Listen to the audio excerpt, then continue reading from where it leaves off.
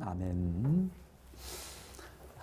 하나님의 말씀 사무엘상 2장 18절부터 26절까지의 말씀입니다. 우리가 살아가면서 가져야 될 것 중에 아주 귀한 것 한 가지가 소망을 가지는 것입니다. 이 소망에 반대되는 개념을 찾아본다면 절망이라고 할 수 있겠는데요. 어때요? 여러분, 소망과 절망의 차이는 어디 있을까요? 소망은 뭔가를 간절히 바라고 사모하는 마음입니다. 절망은 그런 소망이 끊어져 버려서 체념하는 것을 말하지요. 다르게 말하면 소망은 그 사모하는 마음을 끝까지 붙들고 가는 것이고, 절망은 소망으로 시작했다가 어떤 환경이나 이런 것들로 인해서 그 소망의 마음을 포기하는 것입니다. 버리는 것입니다. 저는 우리 한샘교회 성도 여러분들의 가정이 어떤 난관이 있을지라도 절망하지 말고 여러분에게 주어진 소망을 끝까지 버리지 말고 이어갈 수 있기를 간절히 바랍니다. 이 하나님의 말씀을, 하나님의 약속을 소망으로 붙잡고 가는 가정은 흥하는 가정입니다. 그러나 하나님의 뜻을 품지 못하고 육체가 원하는 것만을 고집하면서 조금만 어려움이 있어도 절망하는 가정은 망하는 가정이다, 이렇게 말할 수 있을 거예요. 흥하는 가정이 있고 망하는 가정이 있습니다. 오늘 본문 말씀을 통해서 하나님은 어떤 가정이 흥하는 가정이고 어떤 가정이 망하는 가정인지를 보여주고 있는데요. 사무엘과 엘리의 아들들을 비교하면서 가르쳐주고 있습니다. 자, 우선 하나님은 사무엘의 가정을 통해서 복된 가정의 모델을 제시해 주셨습니다. 이게 다 우리가 원하는 모습인데요. 어느 누구라도 복된 가정을 원치 않는 사람은 아무도 없으리라고 생각합니다. 그렇다면 여러분은 어떤 가정이 복된 가정이라고 생각합니까? 이거 한번 이야기하도록 여러분에게 기회를 드리면 가지각색의 대답이 나오리라고 생각이 돼요. 복된 가정. 첫 번째로 그 부모가 경건하여 자녀들에게 경건한 유산을 남겨주는 가정이 복된 가정입니다. 오늘 사무엘 가정을 보면 19절 말씀에 이렇게 기록하고 있지요. 그의 어머니가 매년 드리는 제사를 드리러 그의 남편과 함께 올라갈 때마다, 이렇게 기록을 하고 있어요. 이와 비슷한 구절이 사무엘상 1장 3절에도 나오는데요. 이 사람이 매년 자기 성읍에서 나와서 실로에 올라가서 만군의 여호와께 예배하며 제사를 드렸는데, 이렇게 기록하지요. 그러니까 이 사무엘의 아버지 엘가나, 그의 어머니 한나는 매년 정해진 절기에 하나님께 제사를 드리며 경배하는 부부였다는 사실을 알 수 있습니다. 이전부터 지금까지 늘 그렇게 하나님을 예배하는 거룩한 습관을 버리지 않고 계속 이어왔던 부모입니다. 지금 보면 그렇거든요. 이 이스라엘 사회가 얼마나 타락을 했는지 제사장들이 성전 안에서 봉사하는 여인들과 함께 간음을 할 만큼 타락한 사회였습니다. 타락의 극치라고 할 수 있어요. 하나님의 성전 안에서 이렇게 여인들과 동침하고 간음을 할 만큼 그렇게 심각하게 타락했던 시대 속에서 사무엘의 부모는 경건함을 유지했던 사람입니다. 그랬기 때문에 그 부모가 경건하게 하나님을 예배하는 그런 모습 속에 아들 사무엘에게도 그것이 그대로 영향을 미치게 되는 겁니다. 그러니 사무엘은 어렸을 때부터 성전 안에서 바쳐진 자, 나실인으로 경건한 사람으로 자라날 수 있었던 거지요. 이것이 흥하는 가정입니다. 부모가 경건하게 예배하는 모습을 가질 때 그것을 바라보는 자녀들 또한 경건하게 예배하는 것을 유산으로 물려받게 된다는 겁니다. 오늘 여러분의 가정에도 이렇게 하나님을 예배하는 경건하고 거룩한 습관들이 이어져 갈 수 있기를 주님의 이름으로 축원합니다. 두 번째로 복된 가정은 부모의 사랑이 아주 자연스럽게 아무런 거리낌도 없이 전달되는 가정입니다. 부모의 사랑이 자연스럽게 자녀들에게 전달되는 그런 모습. 생각해 보면 그럴 수 있어요. 아니, 부모의 사랑이 자녀들에게 전달되는데 무슨 거리낌이 있을 수 있겠나. 어때요? 여러분은 여러분 자녀들에게 사랑을 전달해 주는데 아무런 문제가 없습니까? 자연스럽게 전달되나요? 거리낌은 없습니까? 우리가 그런 생각을 하기 쉽습니다만은 실제로 많은 가정에서 이 자녀를 향한 사랑이 전달되는 과정에 문제가 나타나고 있습니다. 가정 안에서의 사랑이 당연할 것 같지만 의외로 그렇지 않습니다. 자녀를 사랑하지 않는 부모도 많고 또 이 세상에서 살아가야 할 일들이 너무 많기 때문에 사랑을 제대로 표현하지도 못하고 전달해 주지도 못하는 부모도 많습니다. 또 어떤 경우는 자녀에게 분노하면서 자녀들을 노엽게 만드는 부모도 많고요. 주의 교양과 훈계로 양육하지 못하는 부모들은 정말 많습니다. 여기 지금 어린 사무엘을 위해서 부모들이 무엇을 하고 있는지 한번 보시면 많은 것이 기록되어 있지는 않아요. 그런데 여기 보면 어린 아들 사무엘을 생각하면서 옷을 만들어 가지고 매년 제사를 드리러 올라갈 때마다 그 아들에게 자기가 지은 옷을 입히면서 기뻐하는 한나와 엘가나의 모습을 우리가 볼 수 있어요. 19절 말씀, 작은 겉옷을 지어다가 올라갈 때마다 그에게 주었더니, 이것은 이 한나의 마음에는 늘 아들 사무엘을 사랑하는 마음이 뜨겁게 자리 잡고 있었고, 또 그 성전에 바쳐진 자기 아들을 위해서 정성스럽게 옷을 지어 올라갈 때마다 그 사랑이 담겨 있는 옷을 아들에게 전해 주었다는 것입니다. 아유, 부모인 내가 자녀를 사랑하는 건 너무 당연하지. 목사님, 그런 말씀 안 하셔도 얼마든지 사랑합니다. 우리는 그렇게 생각하지만 우리의 자녀들은 부모의 사랑에 굶주려 있는 경우가 얼마나 많은지 몰라요. 표현되지 않기 때문에, 드러내 보이지 않고 있기 때문에 우리 자녀들은 사랑에 굶주려 있는 겁니다.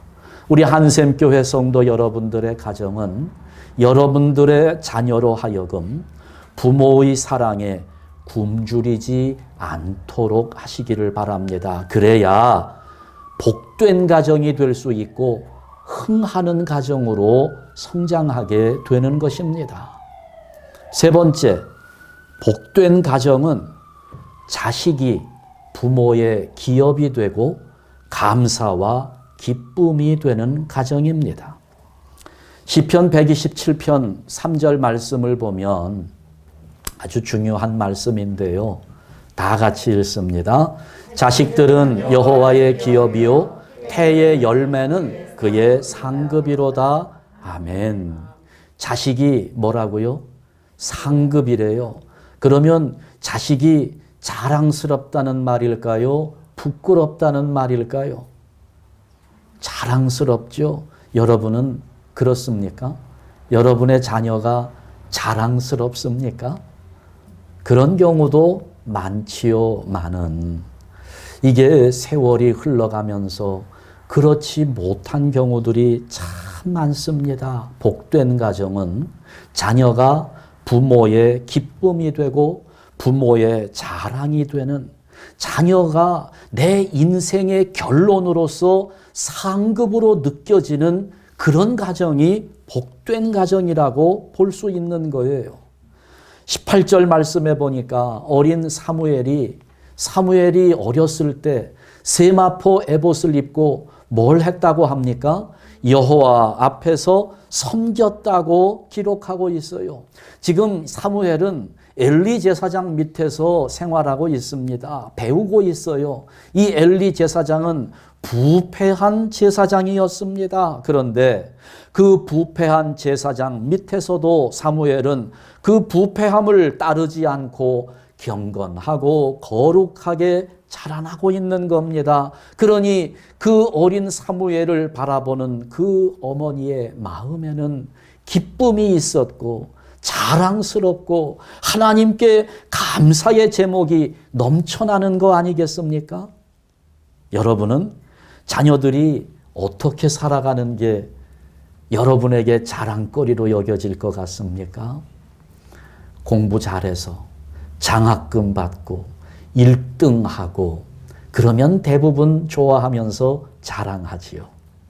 또 학교도 좋은 대학 졸업하고 취직도 잘하고 연봉도 빵빵하고 그래서 용돈도 잘 주고 그러면 마음 뿌듯하잖아요.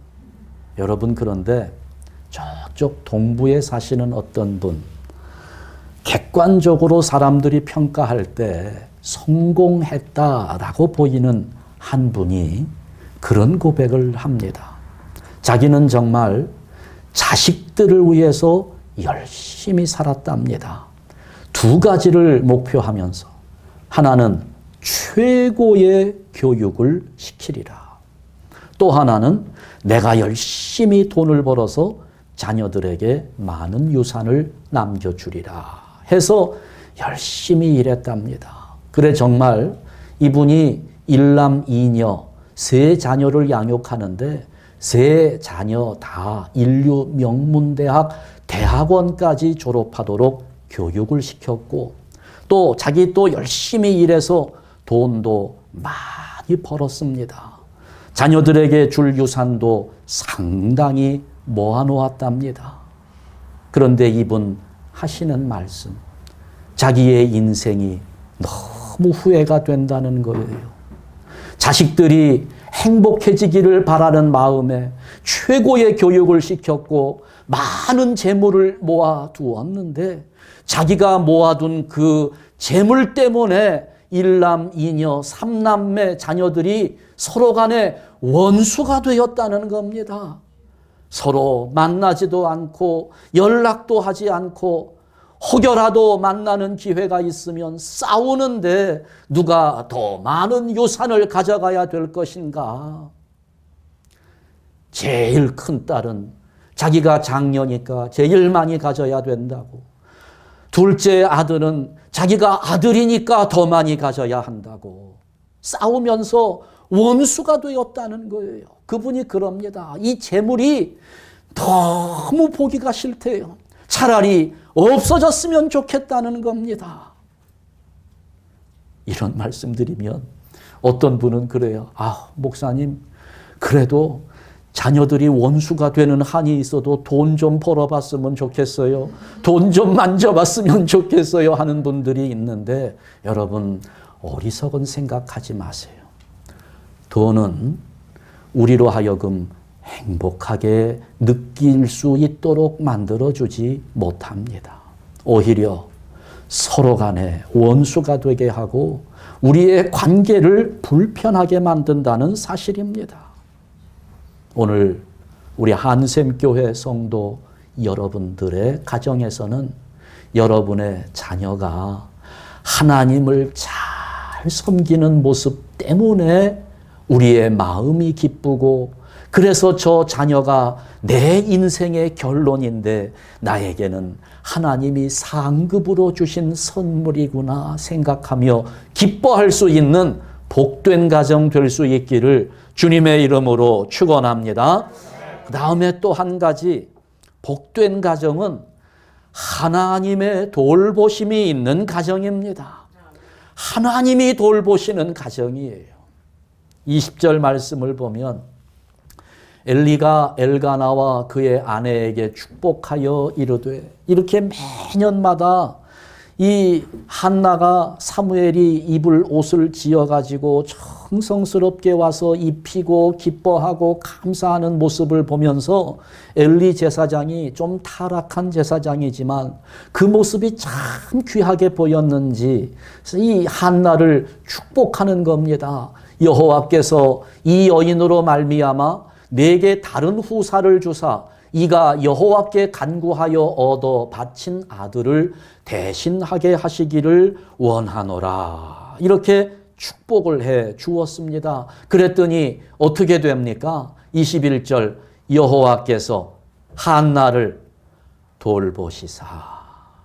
하나님이 돌보아 주셨다는 겁니다. 하나님이 권고하셨어요. 하나님의 돌보심으로 어떤 결과가 만들어집니까? 세 아들을 낳고 두 딸을 낳게 됩니다. 원래 이 한나는 아이를 낳지 못하는 것 때문에 괴로웠던 여인입니다. 그런데 그 와중에 정말 귀하게 얻은 아들을 하나님께 드렸더니 타락한 제사장도 마음에 감동이 오고, 그래서 그 제사장이 진심으로 축복하는 기도를 드리고, 그랬더니 하나님이 한나를 어떻게 해주셨어요? 돌봐주셨다는 겁니다. 하나님이 돌봐주셔서 세 아들과 두 딸을 주셨다는 거예요. 하나님께 바친 사무엘은 하나님 앞에서 잘 자라나고 그 사무엘을 대신할 수 있도록 세 아들과 두 딸까지 허락받았으니 오늘 이 한나의 가정은 부족함이 없는 복된 가정이 되었던 겁니다. 저는 정말 간절히 바라는 마음입니다. 하나님께서 저의 가정을 돌보시고 오늘 여러분의 가정을 돌보시고, 그러는 가운데 우리 한샘교회 성도 여러분들의 모든 가정은 하나님께서 돌보아 주시는 가운데 하나님 은혜가 차고 넘치는, 하나님의 평강이 넘쳐나는 복된 가정, 흥하는 가정이 될 수 있기를 주님의 이름으로 축원합니다. 그 다음에 하나님은 엘리 가정을 통해서 망하는 가정의 모델을 제시해 주셨습니다. 오늘 우리 가운데 한 사람도 원하지 않는 모습입니다. 망하는 가정. 망하는 가정. 한번 손 들어 보실래요? 나는 망하는 가정을 원합니다 하시는 분. 저도 손 들면 안 되지요. 네. 아무도 원하지 않습니다. 그런데 아무도 원하지 않지만 망하는 가정은 반드시 나타납니다. 첫 번째, 망하는 가정은 부모가 주님의 교양과 훈계로 양육하지 못하는 가정입니다. 여러분, 그래서 이 흥하는 가정, 망하는 가정은 자녀들을 어떻게 양육하는가에 달려 있는 겁니다. 자녀들을 하나님의 말씀으로 양육하지 못하는 가정은 망하는 가정일 수밖에 없어요.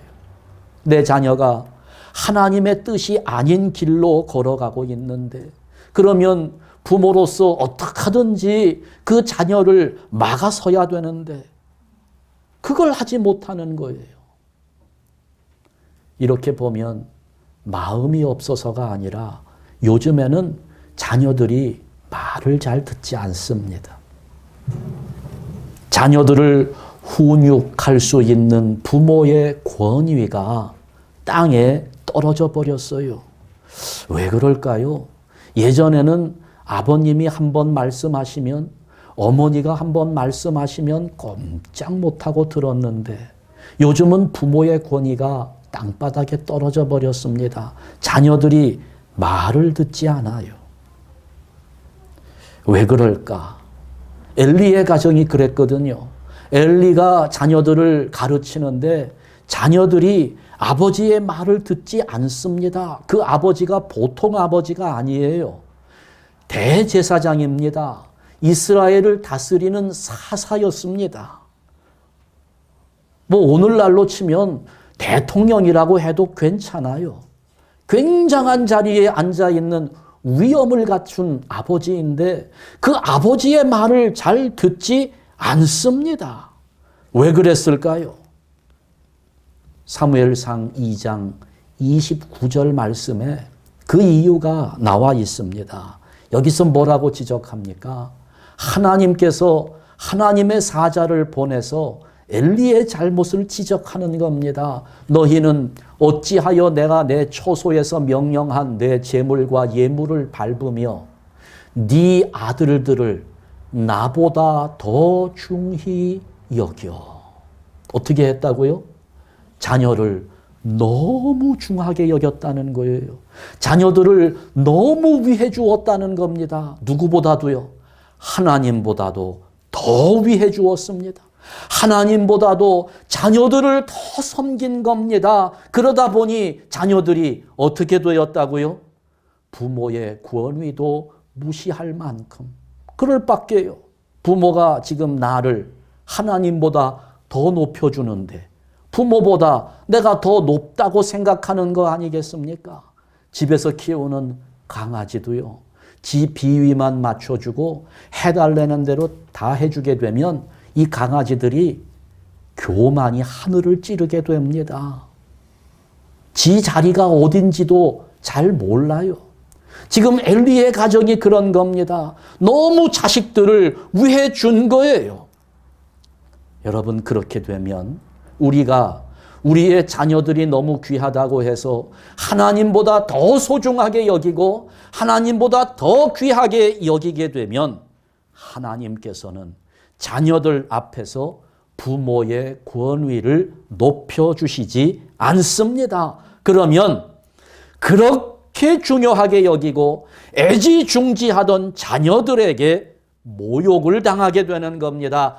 망하는 가정이 되어버리고 마는 것입니다. 두 번째, 망하는 가정은 자녀가 부모에게 욕이 되는 가정입니다. 흥하는 가정은 자녀가 부모에게 상급이 되는 가정인데 자녀가 부모에게 욕이 되면 이거는 망하는 가정이에요. 24절 말씀을 보면 내 아들들아 그리하지 말라. 엘리 제사장이 아들들의 악행을 들으면서 아들들을 말렸습니다. 그리하지 말라. 내게 들리는 소문이 좋지 아니하니라. 아들들이 악행을 저지르고 있다는 사실을 엘리 제사장은 이미 알고 있습니다. 그러면서 너희가 여호와의 백성으로 범죄하게 하는도다. 너희들만 죄를 짓는 것이 아니라 너희들이 짓는 죄 때문에 온 백성들까지 다 범죄하게 만들고 있다는 사실도 알고 있습니다. 여러분, 이 아들들이 얼마나 악하게 행동했는지 하나님은요, 이들을 죽이기로 뜻하셨습니다. 죽이기로 작정을 했어요. 내 자식인데, 내가 그렇게 소중히 여겼던 자녀들인데 하나님은 그 자녀들을 죽이겠다고 마음을 먹을 정도로 악행을 저질렀습니다. 엘리 제사장 40년 동안이나 이스라엘의 사사로서 대제사장으로서 일해 왔는데 그 아버지의 명예를 단번에 실추시킨 아들들에게 처절한 죽음이 예고된 것입니다. 참으로 망하는 가정의 모델이 아닐 수 없는 겁니다. 오늘 어린이 주일을 지내면서 우리의 자녀들을 한번 잘 생각해 봅시다. 우리의 자녀들이 어떤 모습으로 살아가도록 내가 기도해야 할 것인가? 흥하는 가정이 될 수 있고 망하는 가정도 될 수 있어요. 저는 우리 한샘교회 성도 여러분들의 가정이 흥하는 가정이 되기를 원합니다. 흥하는 가정을 만들어 봅시다. 그렇다면 부모된 우리가 먼저 하나님을 온전히 섬기면서 자녀들에게 경건함의 유산을 남겨주어야 합니다.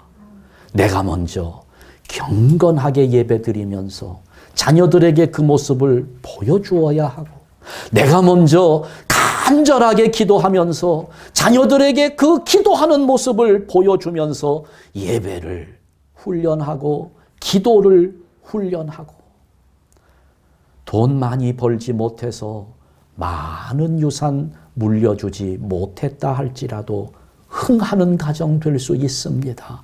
경건함을 물려준다면 얼마든지 흥하는 가정, 소망이 있는 가정, 복된 가정이 될 수 있다는 사실을 우리가 기억하면서 우리의 자녀들이 하나님의 말씀대로 살아갈 수 있도록 간절하게 기도하는 부모들 될 수 있기를 주님의 이름으로 축원합니다.